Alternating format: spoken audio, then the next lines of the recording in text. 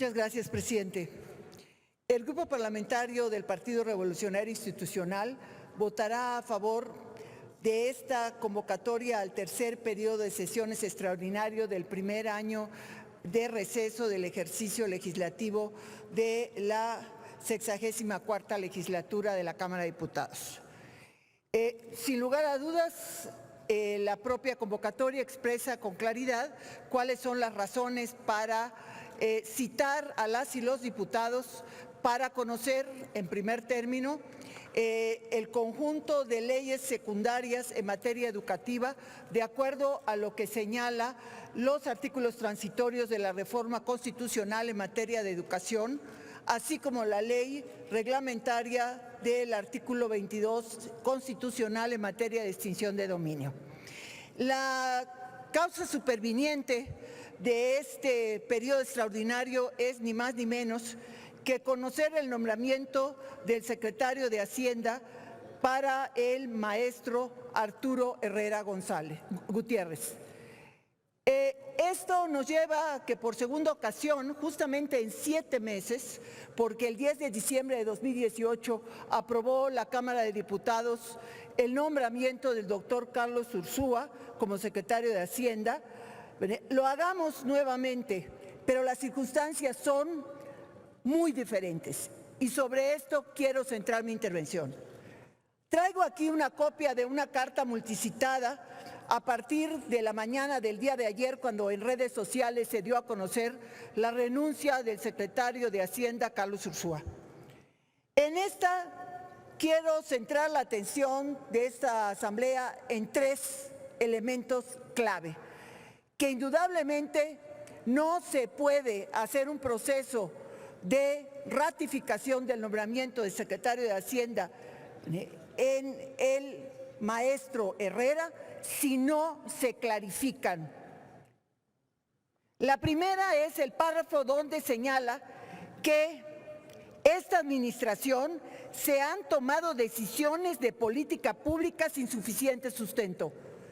Hemos tenido conocimiento que en la entrevista de esta mañana el presidente de la República ha admitido con claridad lo que en la Cámara de Diputados una y otra vez señalamos cuando se dio el debate sobre el Plan Nacional de Desarrollo, que el Plan Nacional de Desarrollo no lo había elaborado la Secretaría de Hacienda de acuerdo a como señala la Ley de Planeación, que el Plan Nacional de Desarrollo carecía de objetivos, de estrategias, que no tenía metas ni indicadores, que por lo tanto era un instrumento que no era posible realizar su seguimiento y evaluación, que el Plan Nacional de Desarrollo como eje del Sistema Nacional de Planeación no iba a poder nutrir a los programas sectoriales, regionales, institucionales que forman parte esencial del Sistema Nacional de Planeación.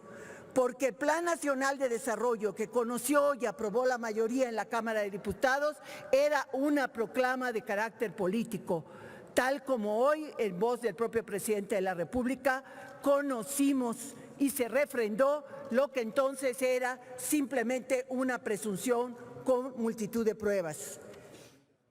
¿Cuántas otras decisiones en materia de política pública se han estado tomando en esta administración sin suficiente sustento? Solamente quiero utilizar uno de los ejemplos emblemáticos, que es el relativo a las estancias infantiles.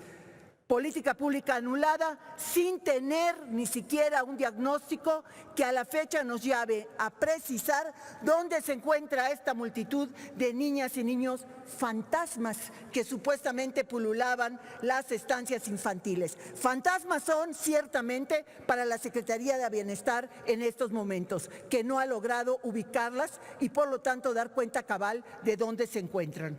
Segundo párrafo. Me resultó inaceptable la imposición de funcionarios que no tienen conocimiento de la hacienda pública.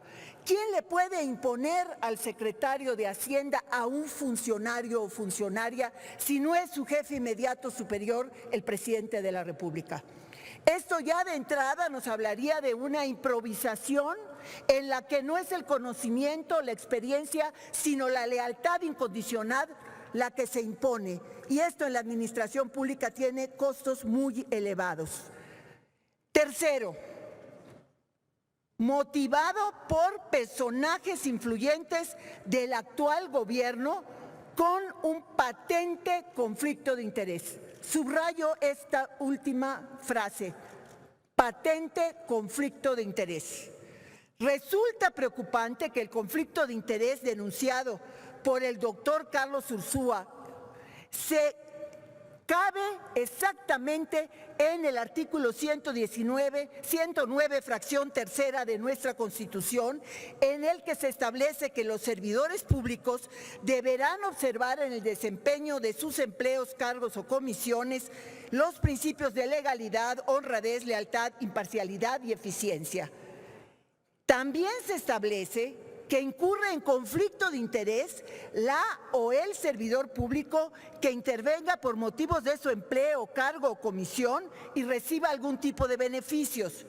Como su nombre lo indica, un conflicto de interés implica un conflicto entre el deber público y los intereses privados, en el que la o el funcionario público tiene intereses personales que pueden influir de manera indebida en el desempeño de sus deberes y responsabilidades oficiales.